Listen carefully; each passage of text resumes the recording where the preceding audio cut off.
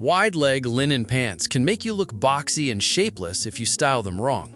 Here's how to nail the silhouette every single time. Step 1. Start with the right rise and length. Choose a high-waisted pair that hits right at your ankle bone, or go cropped and ankle grazing. This proportion stops the flowy fabric from swallowing your frame. Step 2.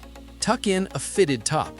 A cropped tank, fitted button-down, or snug-ribbed shirt balances all that volume up top. Skip baggy blouses. They hide your waistline completely. Step 3. Add a belt to define your waist.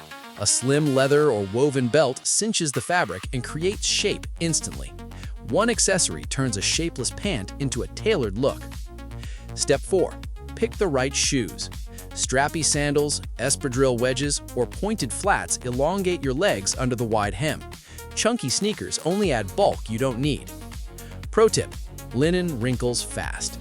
Hang your pants near a hot shower and let the steam smooth out creases naturally. No iron needed. What's your go-to summer pants combo? Comment below. Follow Sikho for more style tips. Visit Sikho.ai.